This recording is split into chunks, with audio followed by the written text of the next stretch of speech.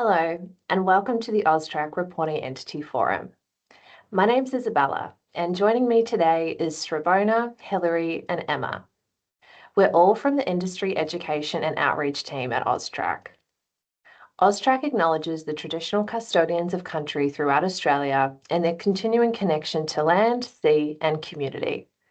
I pay my respects to elders past and present and extend that respect to all Aboriginal and Torres Strait Islander people joining us today. Thank you all for taking the time to join us.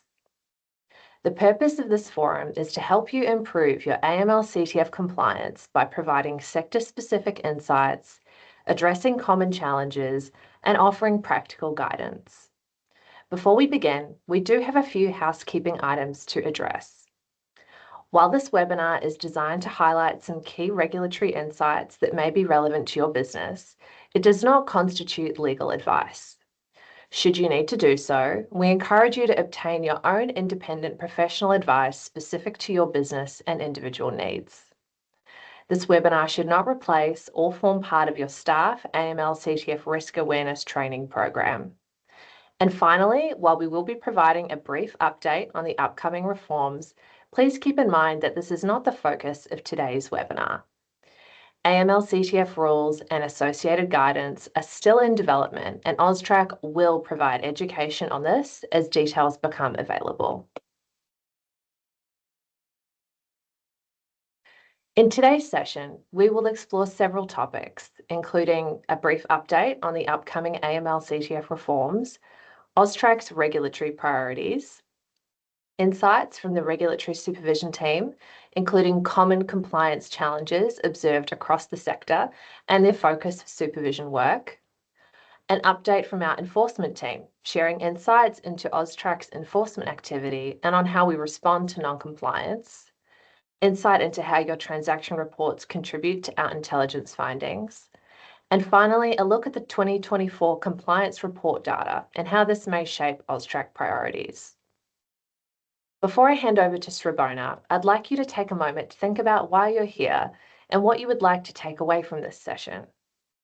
I encourage you, when you're listening to each speaker, to think about whether your business is meeting AUSTRAC's expectations in these areas. If yes, are there areas you can improve?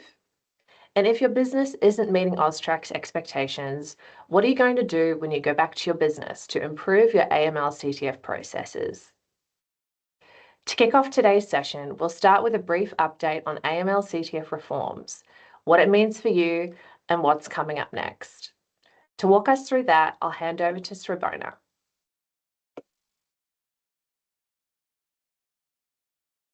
Thank you, Isabella. As I'm sure you're all aware, Australia's anti-money laundering and counter-terrorism financing, otherwise known as AML-CTF, regime is undergoing reforms. These reforms are indicative of the Australian government's commitment to protecting the integrity of the Australian financial system and improving our AML-CTF regime. To this end, the AML-CTF Amendment Bill was passed in November 2024, amending the AML-CTF Act and progressing the simplification and modernisation of the AML-CTF Act, regulations and rules. One key objective of the reforms is to expand regulation to Tranche 2 entities. These include lawyers, accountants, and trust and company service providers, dealers in precious metals and stones, and real estate professionals. Services provided by these sectors are recognised globally as high risk for exploitation, but are not captured under the current AML-CTF regime. For existing reporting entities such as yourselves, the reforms also aim to increase flexibility, reduce regulatory burden, and improve clarity by making key terms, obligations, and terminology more consistent across the AML-CTF Act and the rules. This simplified framework is designed to help you better understand your obligations and strengthen your ability to detect and prevent financial crime. The reforms also aim to modernise the regime so it remains fit for purpose in a rapidly changing financial environment. The reforms expand the risk-based approach, allowing flexibility as businesses continue to evolve. As part of this process, AML-CTF program requirements are set to change, moving away from tick box compliance. The reforms will also better define the roles and responsibilities of a reporting entity's governing body and AML-CTF compliance officer, further supporting stronger oversight and suitability. The Financial Action Task Force, known as the FATF, is the global money laundering, terrorism, and proliferation financing watchdog. Influenced by the FATF, global AML-CTF regulation is inherently risk-based. Their first recommendation is to identify, assess, and understand risk. Almost all AML-CTF obligations flow from this. As mentioned earlier, the updated requirements will place a much stronger emphasis on the need for meaningful risk-based controls. One of the key changes is the introduction of proliferation financing. This is when a person makes an asset available, provides a financial service, or conducts a financial transaction that is intended to facilitate the proliferation of weapons of mass destruction, regardless of whether the activity occurs or is attempted. While some of you may have already been considering your proliferation financing risks, the reforms now expressly require this. It will now also be expressly required that reporting entities assess their money laundering, terrorism financing, and proliferation financing risks as part of their AML-CTF program. And while you may be already doing this in practice, this change formalizes that expectation and reinforces that your risk assessment must be the foundation of your AML-CTF compliance program. There are other structural changes to the AML-CTF program under the reforms, such as moving away from having a Part A and a Part B program, and a requirement for you to create and maintain appropriate AML-CTF policies to manage and mitigate the specific risks identified in your business. Beyond the content and structure of your AML-CTF program, the reforms also address practical elements, such as strengthening governance frameworks. The reforms will require you to have a governing body, senior management, and AML-CTF compliance officer, and the legislation will clearly define these roles. The governing body and senior management will be required to provide ongoing effective oversight of the business's AML-CTF compliance and risk management activities. And while the obligation to have an AML-CTF compliance officer is not new, the reforms place a stronger emphasis on the suitability of individuals in these roles. This will mean compliance officers must meet specific fit and proper person requirements to ensure they have the necessary expertise, integrity, and seniority to fulfill their responsibilities effectively. More information on the AML-CTF compliance officer will be determined through ongoing consultation on the rules. You may have also seen in the amendment bill that independent reviews, which will be known as evaluations, will be required to be conducted at least every 3 years. This does not mean 3 years will be appropriate for all businesses. The frequency with which evaluations must be conducted must still be appropriate to the nature, size, and complexity of your business. The rules will also clarify the requirements around the conduct of independent evaluations. Finally, a core objective of the reforms is ensuring obligations are clear and reflect contemporary businesses. This is particularly evident in a number of targeted changes covering obligations like customer due diligence, international value transfer service reports, value transfer chains, and tipping off. To summarize the targeted changes, you will have seen this clarity achieved in the reforms to the tipping off offence, which came into effect on 31st March this year.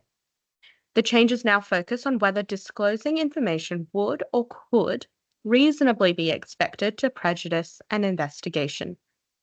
This new harm prevention approach shifts the focus from compliance to risk and reduces unintended compliance challenges or regulatory burden.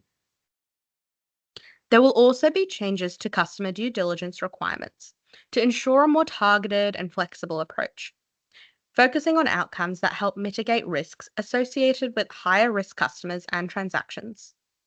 The reforms clarify and simplify customer due diligence obligations, reinforcing that customer due diligence is an ongoing process. These changes will also clarify the level of checks applied to each customer initially and on an ongoing basis. They outline expectations around customer risk rating, initial customer due diligence, ongoing customer due diligence, and enhanced customer due diligence. International Value Transfer Service reports will replace the current International Funds Transfer Instruction reports, otherwise known as IFTIs. The reporting obligation will now lie with the reporting entity closest to the Australian customer, better reflecting how these businesses function in practice. These changes will come into effect 31 March 2026. That brings us to the end of the reforms update. As mentioned, we will continue to provide more detailed guidance and education in the lead up to implementation. So let's turn our focus over to AUSTRAC's current regulatory priorities and how they shape our engagement with industry. While the reforms provide insight into the future of the regime, our day-to-day work is guided by the risks and issues we're seeing across the reporting entity population now. These priorities shape how we engage with industry, where we focus our supervisory efforts, and how we support reporting entities to strengthen their compliance.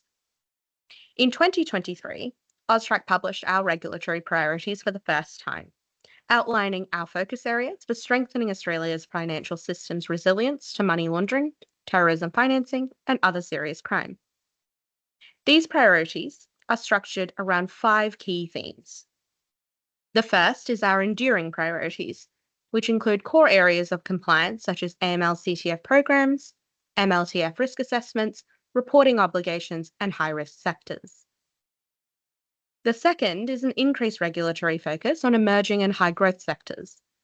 This applies to digital currency exchange or virtual assets, payment platforms, bullion, and non-bank lenders and financiers. The third priority is serious and systemic deficiencies.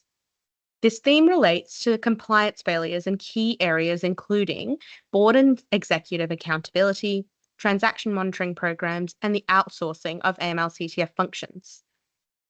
The fourth priority is continuous improvement, which will modernise and improve Australia's AML-CTF regime. The Australian government has reiterated this through the legislative reforms. And the final priority is partnerships, building and maturing strong relationships with a wide range of partners across industry, government, and law enforcement to support our regulatory objectives. These regulatory priorities aren't just high-level goals. They directly influence the way AUSTRAC approaches supervision. They help shape our engagement with industry, inform where we focused our attention, and guide how we assess and respond to compliance behaviours. To provide more insight into how these priorities have been implemented, I'll hand over to Hilary, who will share some of the regulatory team's recent supervisory work, key observations, and areas of focus going forward. Thank you, Sirona. Today I'm going to give you a brief update on what the regulatory team have been working on over the past 12 months. I will also be sharing key takeaways from their supervision activities, including common issues that we believe you should be aware of. And I will also provide a brief overview of some of the areas the team will be focusing on over the next 12 months. In the past 12 months, the regulatory team has undertaken a number of supervision activities across both casinos and corporate bookmakers. They also have monitored a number of significant remediation activities across the sectors. Across the supervision they have undertaken, they have seen themes emerge, which I will discuss in detail today. And the reason we're sharing this information with you is so you can take these lessons and consider these in the context of your business and determine what actions you can take to ensure you are meeting your obligations. Meeting your AML-CTF obligations is critical to protecting your business, your customers, and the wider community. Many of you are already aware of the consequences where businesses haven't prioritised AML-CTF compliance or have failed to comply. We don't want to see enforcement actions taken against reporting entities, but we do want reporting entities to learn from them. And to assist you, I'll be taking you through some of the themes we have observed through our regulatory activities. The areas that I will focus on today are those which you should take away and consider uplifting in the context of your AML-CTF framework. The first key area for improvement relates to MLTF risk assessments. a key concern identified from recent work was the lack of an appropriate and comprehensive MLTF risk assessment. Undertaking an MLTF risk assessment is critical to identifying, mitigating, and managing MLTF risk, and it should form the foundation on which the rest of your AML-CTF framework, in particular your AML-CTF program, is built. The starting point for any effective and compliant MLTF risk assessment is to carefully identify each of the MLTF risks your business faces. This involves careful consideration of your business's nature, size, and complexity, as well as your operating environment. Your MLTF risk assessment should also set out the methodology you will follow in undertaking your risk assessment. We understand that many businesses use off-the-shelf products in preparing an MLTF risk assessment. If you do use off-the-shelf products in your MLTF risk assessment process, you should ensure that these products are sufficiently and appropriately tailored to your business. We have seen examples of businesses using off-the-shelf products that included risks and controls which are not relevant to the business or even the gambling sector. It needs to include a methodology via which you assess both your inherent and residual MLTF risks, as well as setting out the specific systems and controls you have in place to identify, mitigate, and manage those risks. It is also not sufficient to list or refer to generic controls. For example, it is not sufficient to refer to TMP or ECDD as a control against the MLTF risk identified. Your risk assessment should explain which components of your TMP or ECDD act as a control and explain how the specific components mitigate and manage the risks identified. It is critical that you consider the MLTF risk posed by all your customers. The framework through which you do this should clearly link to your MLTF risk assessment and must be based on evidence and data. If, for instance, you make statements such as all customers are treated as low risk at onboarding, you should be able to support this through evidence and data. The same applies to transactional thresholds if you do use them in risk rating your customers. For example, if a customer who wages X dollars a week is categorized as medium MLTF risk, you need to explain why this is the case or how this threshold is determined. It is also a requirement of the AML-CTF Act that you have appropriate systems, controls, and procedures to identify and escalate high-risk customers for ECDD. To be very clear, an MLTF risk assessment is not tick and flick, nor is it set and forget. It needs to be a comprehensive statement of your MLTF risks based on data and evidence, and it needs to have regard to each of the categories of risk required under the AML-CTF rules.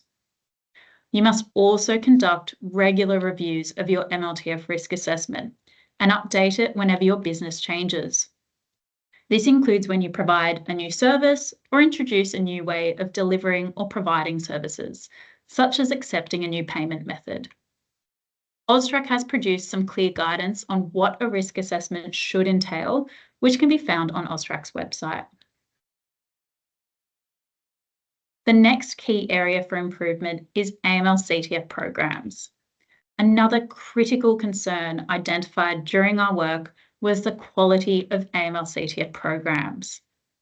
An AML-CTF program is a document that clearly sets out how you will meet your obligations under the AML-CTF Act.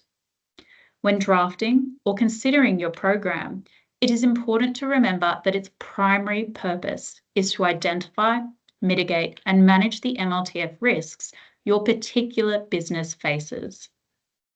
The program must be a coherent document which uses your MLTF risk assessment as its base.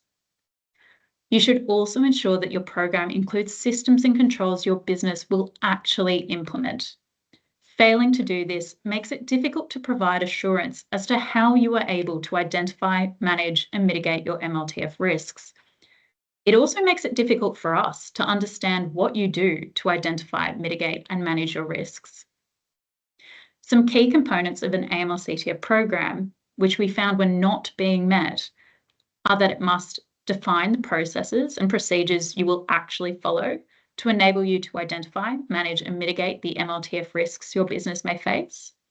It must be sufficiently detailed and contain adequate operational procedures and guidance to allow your program to be executed consistently. It should reflect how your business actually meets its obligations in practice, and it should be regularly, independently reviewed and incorporate internal and external feedback. AUSTRAC has produced a number of guidance documents that clearly set out what an AML-CTF program must contain. Moving on, the next key area for improvement relates to transaction monitoring programs. A recurring theme identified was the failure to have a fit-for-purpose TMP that was capable of identifying suspicious transactions and identifying transactions which are large, complex, or have unusual patterns. Failure to appropriately monitor transactions can have serious flow-on effects to other AML-CTF processes. You must ensure that you have a TMP that is aligned with your MLTF risk assessment, including the current and emerging MLTF risks your business faces. If your TMP uses thresholds, you must be able to justify or explain the thresholds, and these thresholds must be linked to your MLTF risk assessment. This TMP should not focus solely on fraud or other business risks. Your TMP should be capable of monitoring for suspicious or unusual activity based on the size, frequency, or patterns of activities that may be inconsistent with a customer's profile or history. Further, you must have a way of monitoring for changes in a customer's behaviour. For example, your TMP should be able to identify a customer who wages $100 per month for a number of years and then suddenly gambles 5 times or over that amount in a month. You should also ensure you document the processes you will follow to identify this activity. It should also set out the systems and controls that trigger and prioritise alerts for review and detail how alerts are managed, escalated, and investigated. Your TMP is also not set and forget. It should be periodically reviewed to ensure it is operating as intended, is linked to a current risk assessment, and is targeted to the MLTF risks your business faces. The next key area for improvement relates to enhanced customer due diligence, ECDD.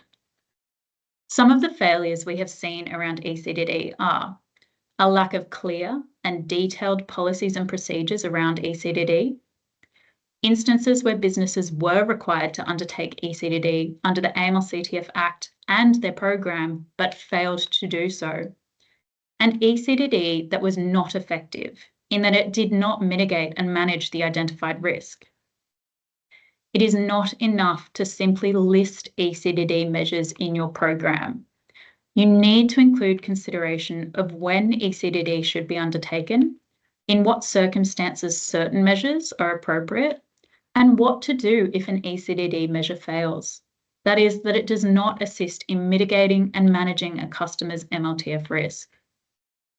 Your ECDD program must include a range of measures that are appropriate to mitigating and managing the MLTF risks your business faces. The ECDD measures you undertake must also be appropriate to the situation. One-size-fits-all ECDD is not appropriate ECDD, and not every ECDD measure will be appropriate in every circumstance. For example, re-verifying a customer's KYC information will not likely assist in mitigating and managing the risk of a customer who has a sudden spike in deposit value or betting activity. You also need to consider whether ECDD was undertaken previously, what the results of this ECDD were, and whether this activity mitigated and managed the risk identified. If ECDD fails, you then have a number of options, including undertaking additional ECDD measures, which must be appropriate and effective, limiting the customer's activity, or exiting the customer.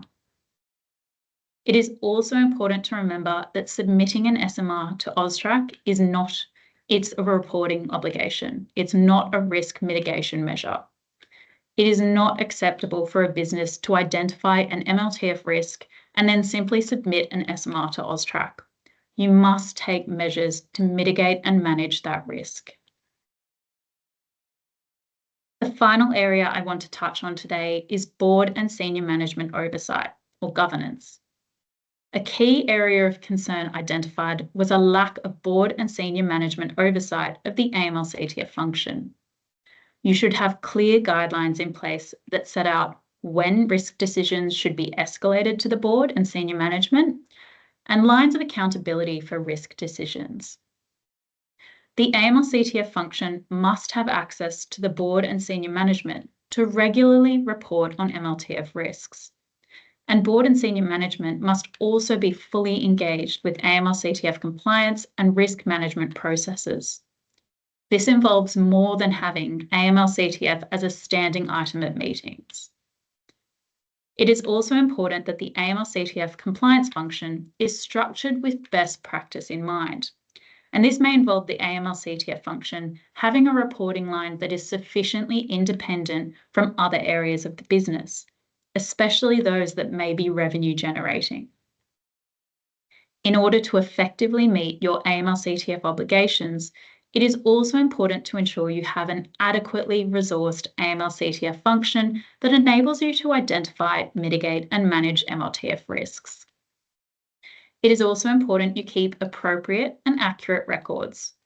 Failing to keep appropriate records makes it very difficult for a reporting entity to show AUSTRAC how it complied with its AML-CTF obligations, including how it identified, mitigated, and managed the ongoing risk of providing designated services to a customer. A lack of records also makes it very difficult to monitor for changes in MLTF risk. I hope that gave you a clear picture of the themes we have seen across your sectors. Let's move on to our future focus. Looking ahead, our regulatory supervision teams will continue to focus on a number of areas. We will be monitoring how businesses are adapting their programs to respond to changes in their products, services, customer base, or MLTF risk environment, the quality and relevance of MLTF risk assessments, ensuring reporting entities maintain risk-based and fit-for-purpose AML-CTF programs. We will be assessing the effectiveness of transaction monitoring programs and the ability of entities to detect and respond to unusual or suspicious activity. And we will review how entities apply ECDD measures and manage those higher risk relationships and transactions. We will also maintain a strong focus on entities' governance and oversight arrangements, particularly the role of boards, senior management, and the AML-CTF compliance officers in ensuring programs are properly maintained and adapted to emerging risks. AUSTRAC's approach remains risk-based, intelligence-led, and outcomes-focused. We encourage all reporting entities to take a proactive approach to compliance, review your systems and controls regularly, and ensure they are fit for purpose in a rapidly evolving risk environment. By maintaining strong AML-CTF programs and engaging openly with AUSTRAC, you contribute directly to safeguarding Australia's financial system and protecting the broader community. Thank you for your time. I'll hand back over to Isabella to continue with today's session. Thank you, Hilary, for that oversight of AUSTRAC's recent supervisory work and the practical insights you shared. If you have any questions for the regulatory team, don't forget to enter them into the Q&A. While supervision plays a key role in helping reporting entities strengthen their compliance, there are times where more serious or systemic issues require a stronger response. With that in mind, we'll now hear from Emma, who will provide an update on AUSTRAC's enforcement activity, key themes we're seeing in non-compliance matters, and what to expect going forward. Thanks, Isabella. If reporting entities do not meet their obligations under AML-CTF law, AUSTRAC can take steps to compel their compliance and/or seek a penalty. Enforcement actions are specific legal actions we can take to make sure that reporting entities comply with the law. Enforcement actions available to AUSTRAC are civil penalty orders, enforceable undertakings, infringement notices, and remedial directions. Another type of action AUSTRAC can take is to issue a written notice requiring a reporting entity to appoint an external auditor to review your MLTF risk management or AML-CTF compliance, or to undertake an MLTF risk assessment. We can also refuse, cancel, or suspend the registration of remittance service providers and digital currency exchange providers if they pose an unacceptable risk of money laundering, terrorism financing, and other serious crime. Over the past year, AUSTRAC has continued to use its full range of regulatory tools, including enforcement powers where necessary, to respond to non-compliance, and also to uphold public confidence in Australia's financial system. While we like to be transparent about our enforcement outcomes, it's important to note that not all investigations have progressed to the point of public outcome. So today, I will only speak to matters that are already in the public domain. We recognise that threats are evolving and controls won't always catch everything, but compliance failures in the AML-CTF regime can contribute to significant real-world harm. And where harm has occurred, or where the risk of harm has been materially increased by those failures, reporting entities should expect AUSTRAC to act accordingly. Recently, AUSTRAC undertook significant enforcement action against several entities for failing to comply with their obligations under the AML-CTF Act. And one of the more prominent matters involved a casino operator, where enforcement action led to a substantial civil penalty. The casino operator was found to have failed to meet its customer due diligence requirements and had systemic weaknesses in its risk management and controls. As a result, the federal court ordered the casino operator to pay a substantial penalty. The decision was based on findings of serious breaches of the AML-CTF Act, particularly around ongoing customer due diligence and systemic control failures. These weaknesses allowed high-risk customers to move large sums of money through the casino operator's operations over several years, obscuring the origin and ownership of those funds. The casino operator also provided services through high-risk channels and to high-risk customers without implementing necessary risk-based controls. As a result, they failed to conduct required checks on a significant number of customers, including individuals known to law enforcement or presenting indicators of potential money laundering risk. This outcome highlights the importance of establishing and maintaining a robust risk-based AML-CTF program, not just to avoid substantial penalties, but also to protect the integrity of your operations and reputation over the long term. Looking ahead, serious and systemic non-compliance, particularly regarding foundational obligations such as risk-based customer due diligence, will remain a focus of AUSTRAC's enforcement work. In an environment of evolving threats, we recognise that some degree of failure is inevitable. Controls won't always hold up, and we accept that. But we're still seeing in too many cases that basic obligations are not being carried out effectively, or at all. And we're also seeing unpersuasive proof that the business is taking reasonable steps to reach compliance. It's important to remember that AML-CTF is not a set and forget regime. You need to ask, how does MLTF risk actually play out in your business? Where are the real vulnerabilities? How are you monitoring whether your controls are working? And what happens when they're not? Again, the AML-CTF regime is not designed to eliminate all financial crime. It's about taking reasonable, evidence-based measures to identify, manage, and mitigate risk. That means you need to explore a tailored and proactive approach. There is no one-size-fits-all solution. While we recognise that occasional failures may occur, it is critical that when these issues are identified, they are addressed promptly. Open, proactive communication with AUSTRAC, particularly where significant compliance concerns arise, is the most effective way to mitigate broader consequences. And we saw this approach in practice recently, when AUSTRAC accepted an enforceable undertaking from a corporate bookmaker following an extensive supervisory assessment. The corporate bookmaker demonstrated its willingness to cooperate and proactively address its obligations.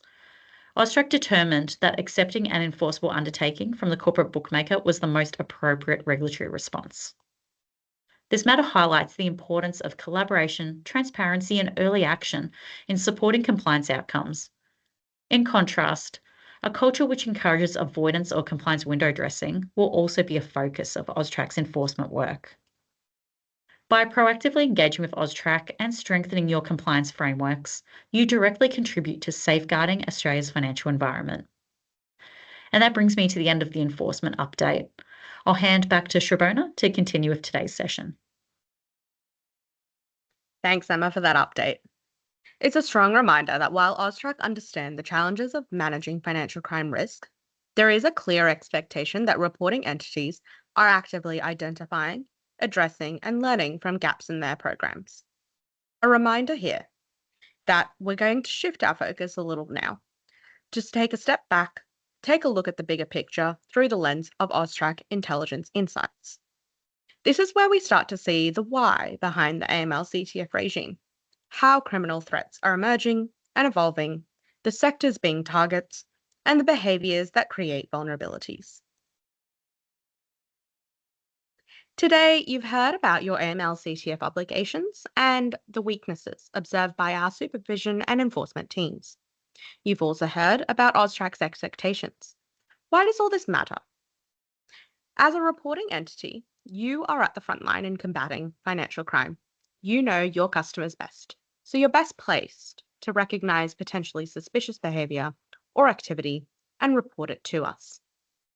Each year, billions of dollars in illicit funds are generated from illegal activities such as drug trafficking, tax evasion, cybercrime, and other illegal and corrupt practices.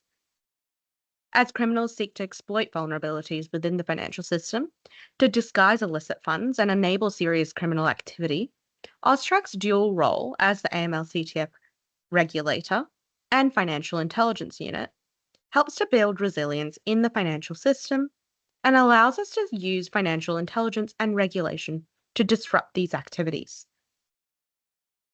The reports you submit make a real difference in detecting, deterring, and disrupting criminal and terrorist activities. We analyse the reports you submit using sophisticated modelling and predictive analysis tools, cross-referencing them with reports other entities submit, as well as our own intelligence holdings, to find patterns of criminal activity, including money laundering and terrorism financing. We share this information to help our partners in Australia and overseas to investigate and fight crime. It is your information that can help launch an investigation, solve a crime, or link criminals not previously known, helping to protect the wider community. Advances in technology allow people to do business and move money around the world more quickly and easily. But it also creates opportunities for criminals who are constantly looking for ways to take advantage of the global financial system. Almost all serious crime types have a financial component.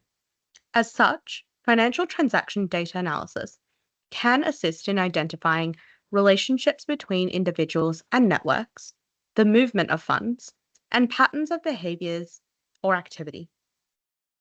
From our dual regulatory and financial intelligence perspectives, the work we do has a significant impact in disrupting serious and organised crime.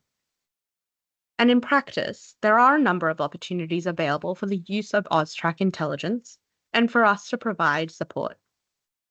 We produce intelligence products that are used to assist law enforcement investigations by giving investigators new and potential lines of inquiry. The AML-CTF legislation allows for the collection of further information from reporting entities or related parties in response to the reporting they have provided to us. We have intelligence analysts based in key partner agencies around Australia to support investigations, as well as liaison officers based overseas in crucial locations. We also collaborate with partner agencies by participating in various law enforcement task forces and operations, where financial intelligence can be used effectively to identify individuals or entities of interest that are under investigation. And finally, we provide support to our regional and other international financial intelligence units and regulatory counterparts. And this is to increase compliance by international standards, particularly through the development of stronger AML-CTF capabilities and overall intelligence expertise. I'll now share a case study to help paint a picture of how reports to AUSTRAC directly aided a real criminal investigation. Our information was used by a law enforcement agency to investigate a Melbourne-based organised crime syndicate. The syndicate operated a company which arranged for overseas students to migrate to Australia, with the company also being used to facilitate a credit card shopping fraud scheme. The scheme involved the syndicate recruiting Malaysian nationals with significant gambling debts to assist in fraudulently purchasing high-value portable goods that could be resold easily. The syndicate then used false identity documents to create fake identities for the recruits. These documents were either fraudulently produced or were genuine documents obtained using false names. The false identities were then used to obtain legitimate identity documents, for example, driver's licenses, which were then used to set up bank accounts and apply for bank loans. The syndicate provided the recruits with illicitly obtained items such as credit cards. The recruits were then taken to several shopping centres around Australia to purchase portable high-value goods, such as laptops, navigation devices, personal music devices, jewellery, department store gift cards, and premium alcohol. From here, the recruits provided the goods to the syndicate who on-sold the items to unwitting third parties for cash. The recruits were then given a portion of the proceeds to pay off their personal gambling debts. One suspicious matter report submitted to us by a casino revealed that a member of the syndicate had converted 32,000 Australian dollars worth of gaming chips for cash, providing a casino identity card that was not linked to any gambling activity at that casino. Further investigation by the casino found that the same person had previously supplied a different casino identity card for other transactions on the same day. Other transaction reports submitted to us also linked the syndicate member to 4 other gaming chip cash outs, totaling 59,000 Australian dollars over a 14-month period.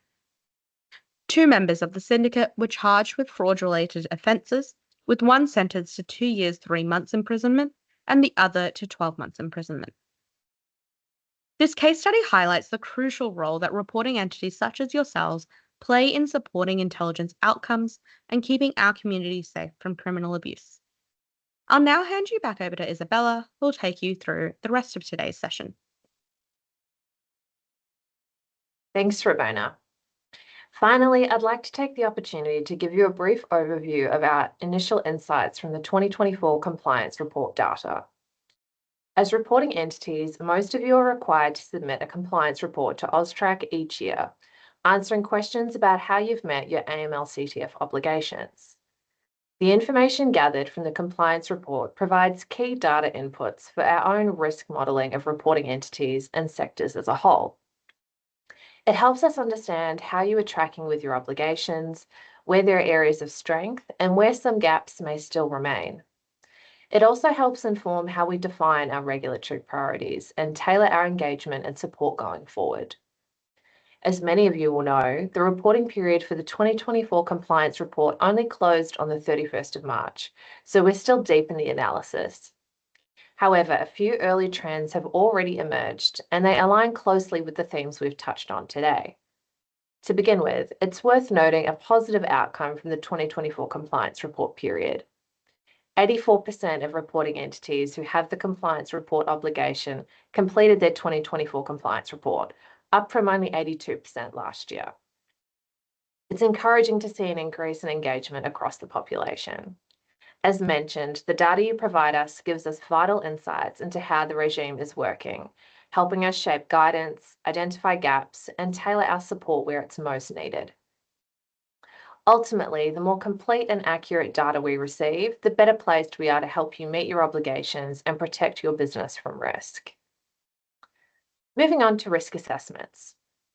While it's encouraging to see that 63% of betting agencies, casinos, and bookmakers reviewed or updated their MLTF risk assessment in 2024, only 7% of them indicated they did so in response to AUSTRAC engagement, guidance, or feedback.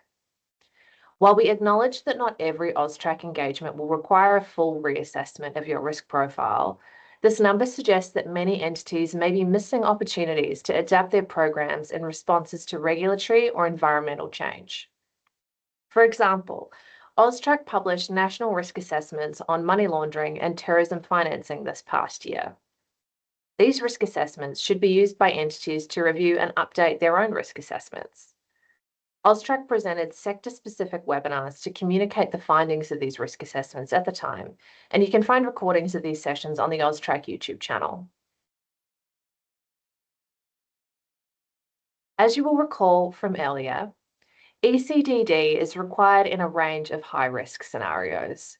However, we continue to see evidence of inconsistent application of ECDD controls, particularly around senior management oversight.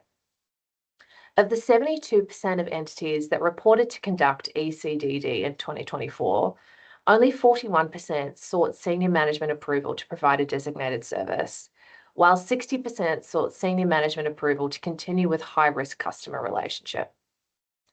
These figures suggest that escalation protocols may not be working effectively, or that decision-making is not being documented in line with entities' obligations.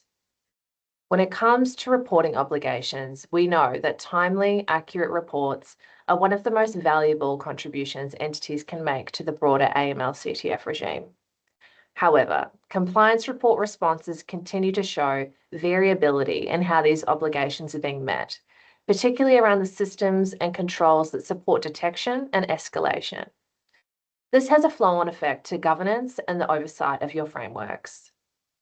For example, none of the betting agencies, casinos, or bookmakers that confirmed they outsource one or more of their AML/CTF obligations said they provide any reporting to their board or senior management on the performance of those outsourced functions.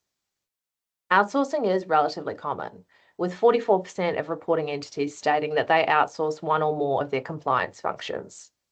This highlights the need for stronger governance around outsourced arrangements to ensure oversight and accountability remains in-house. Finally, let's talk about transaction monitoring. The data currently shows that of the betting agencies that indicated they detected suspicious activity, 78% did so via staff, while 70% identified it through their transaction monitoring program. Of the bookmakers that indicated they detected suspicious activity, 47% did so via staff, while 41% identified it through their transaction monitoring program. And of the casinos that indicated they detected suspicious activity, 94% said they did so via both staff and their transaction monitoring program. This alone tells us there's room to improve program effectiveness. But what's particularly important to highlight is that entities that reviewed their TMP in the past year were more than twice as likely to detect suspicious activity, with 48% of those who reviewed their TMP making a detection, compared to just 22% of those who had not. This reinforces a critical point. Much like your AML/CTF program as a whole, your transaction monitoring program is not set and forget. Ongoing tuning, testing, and adaptation are essential to ensuring that TMPs remain aligned with your risk profile and capable of detecting suspicious activity in real time. Altogether, these insights help us see where improvement is happening and where there's still work to do. And the data reflects many of the themes we spoke about earlier: the need for tailored risk assessments, consistent application of customer due diligence, clear governance, and effective systems and controls. We will continue to use this data to inform our regulatory focus and support activities, and we encourage you to reflect on how these insights might apply to your own program and practices. This brings us to the end of today's forum. Thank you all once again for joining us today, and we hope you found this session valuable.